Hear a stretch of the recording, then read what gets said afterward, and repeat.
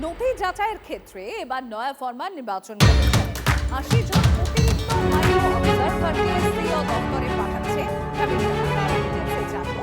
আমরা কথা বলছি শ্রাবন্তী, আমার সহকর্মী রয়েছেন আমাদের সঙ্গে। শ্রাবন্তী, নথি যাচাইয়ের ক্ষেত্রে আবারও একটা নয়া ফরমান, ৮০ জন অতিরিক্ত মাইক্রো অবজারভারকে সিও দপ্তরে পাঠাচ্ছে কমিশন।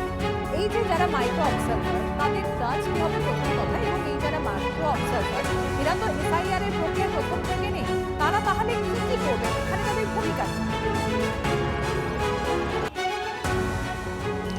সম্প্রতি প্রথমেই তোমায় জানাই যে এই মুহূর্তে রাজ্যে ৪,২০০ জন মাইক্রো অবজারভার কাজ করছেন। তাদের সঙ্গে সম্প্রতি ট্রেনিং নিয়ে আরও ৩,০০০ মাইক্রো অবজারভার একসঙ্গে কাজ করতে শুরু করেছে।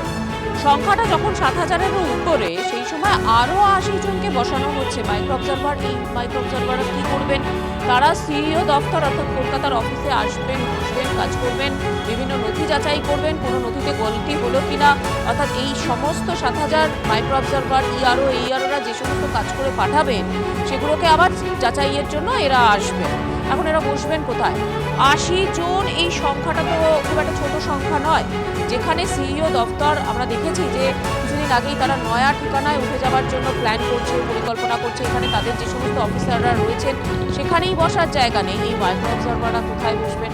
দুই হচ্ছে, যারা এখনো পর্যন্ত এই সিইও দপ্তরে কাজ করেন তারা অত্যন্ত দক্ষ, বছরের পর বছর তারা কাজ করে আসছেন।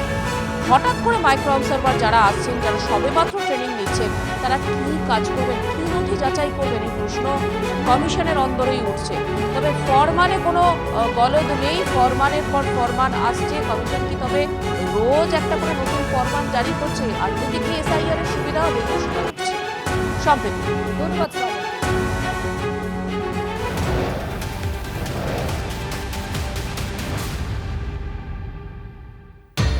নির্বাচন কমিশনের বারবার নিয়ম বদলে বাড়ছে এসআইআর ভোটার।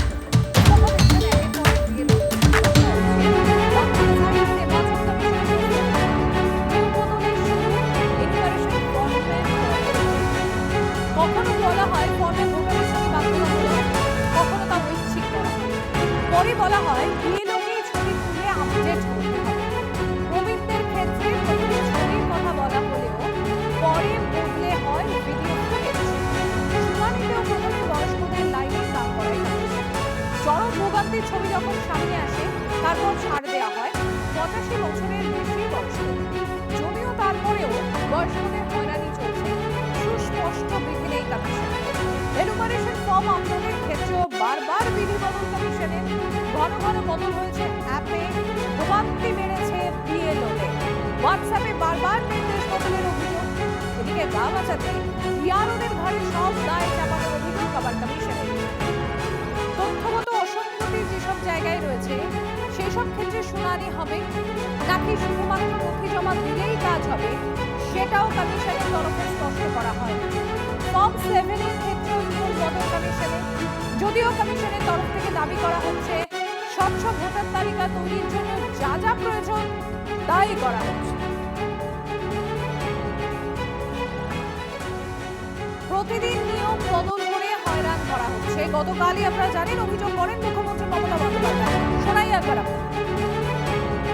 প্রতিদিন চেঞ্জ করে করে হোয়াটসঅ্যাপে আর ডিরেকশন দিয়ে প্রতিদিন এই 2 মাসে 200 বার নোটিশ এসেছে। বিএলওরা প্রেশারে পাগল হয়ে যাচ্ছে। ইতিমধ্যে 100 জনের মতো লোক মারা গেছে। এটা আপনাদের বুঝতে হবে কি সাংঘাতিক সিচুয়েশন। এরা ইচ্ছা করে বাংলায় দাঙ্গা লাগানোর চেষ্টা করছে। বিজেপির প্ল্যান এটা। নিজেরা ভোটে পারবে না তাই ভোট পাকাচ্ছে, করছে লুট, বলছে ঝুট। অন্য স্টেটের বেলায় সবকিছু অ্যালাউ, বাংলার বেলায় কিছুই অ্যালাউ নয়। তো ইলেকশন কমিশন কি ঠিক করবে? Only BJP is allowed, nobody is allowed. What is this nuisance is going on? চেয়ারের মর্যাদা রক্ষা করুন, চেয়ারের পরম্পরা রক্ষা করুন, চেয়ারের ইম্পার্সিয়ালিটি রক্ষা করুন। মানুষ আপনাকে শ্রদ্ধা জানাবে। গতকালের পর আজও অবরোধের জায়গায় বড়ুয়াপুরে 12 নম্বর জাতীয় সড়ক অবরোধ করে বিক্ষোভ স্থানীয়দের। কৌশিক রয়েছেন আমাদের সঙ্গে। কৌশিক, কি অবস্থা? কিন্তু ওই বড়ুয়া যে মোড় রয়েছে সেখানে কিন্তু এখনো পর্যন্ত বিক্ষোভ চলছে, জাতীয় সড়ক অবরোধ করে বিক্ষোভ চলছে এবং সেই গতকালের যে শ্রমিক মৃত্যু ইস্যু, সেই শ্রমিক মৃত্যু ইস্যুর পাশাপাশি এসআইআর সহ বিভিন্ন ইস্যু নিয়ে কিন্তু এই অবরোধ চলছে। 12 নম্বর জাতীয় সড়ক এই দিকে দেখো যখন অভিষেক বন্দ্যোপাধ্যায় বহরমপুরে রোড শো করবে সেই মুহূর্তে কিন্তু আবারও উত্তেজনা ছড়ালো মুর্শিদাবাদ এবং বেলডাঙ্গার সেই জাতীয় সড়ক 12 নম্বর জাতীয় সড়ক, সেখানে রাস্তা অবরোধ করে কিন্তু এখনো বিক্ষোভ দেখাচ্ছে অবরোধকারীরা এবং ঘটনাস্থলে পুলিশ বাহিনী মোতায়েন করা হয়েছে, কিন্তু এখনো সে অবরোধ চলছে এবং তাদের যে নতুন করে আবার যে এই কারণ যে শ্রমিক মৃত্যুর ঘটনা, সেই শ্রমিক মৃত্যুর ঘটনা নিয়েই কিন্তু আবার তারা নেমেছে। তবে গতকাল যা দাবি দিয়েছিল পুলিশ প্রশাসন, সেই দাবি মেনে সেই সব আন্দোলন গতকাল থেকেই একটি নির্দেশিকা জারি করে শুরু করেছিল, কিন্তু তারপরে ওই নতুন করে অবরোধ অন্য কোন ইঙ্গিত দেয় সেটা এখন দেখার বিষয় না, অন্য কোন ইস্যু সেটাও এখন নতুন করে ভাবাচ্ছে প্রশাসন আধিকারিকদেরকে। কৌশিক, নজর রাখার জন্য তোমাকে ধন্যবাদ।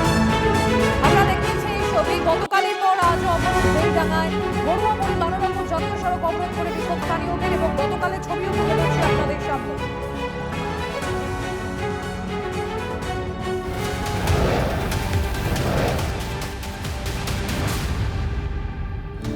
এসআইআর শুনানি আছে, শুনানির নামে ভোটারদের হয়রানির অভিযোগ। অশোকনগরের সময় জনগণের ভোটারদের একাংশ। আমরা এগিয়ে জানবো দীপঙ্কর রয়েছেন আমাদের সঙ্গে। দীপঙ্কর, কি অবস্থা? পুলিশের তরফ থেকে এখনো পর্যন্ত কোনো পদক্ষেপ, কারণ অনেকক্ষণ ধরে রাস্তায় টায়ার জ্বালিয়ে বিক্ষোভ দেখানো হচ্ছে, আর ইতিমধ্যেই তুমি যদি একটু আগে জানাচ্ছিলে যে ব্যাপক যানজট হচ্ছে ওখানে বিক্ষোভের জেরে। স্বাভাবিকভাবে এই একই বিষয় ভোটারদের হয়রানি এবং এই অকারণে হয়রানি করা হচ্ছে, এই বিষয়গুলি সাধারণ মানুষ তারা ওই একই হয়ে যখন যায় এবং টায়ার জ্বালিয়ে দীর্ঘক্ষণ ধরে অবরোধ করে রেখেছেন। স্বাভাবিকভাবে অবরুদ্ধ হয়ে রয়েছে যশোরগঞ্জ এবং ন্যাশনাল হাইওয়ে, সেই জায়গাতে এত মানুষ একত্রিত হয়ে রাস্তাতে যারা চলাচল করবেন তারা সমস্যায় পড়েছেন। কিন্তু যে ঘটনা ঘটেছে সেই ঘটনাতে কিন্তু একটাই দাবি, একটাই বক্তব্য সাধারণ দিকে দিকে লক্ষ্য করা যাচ্ছে। নজর রাখো, আপনাদের ধন্যবাদ। আপনাদের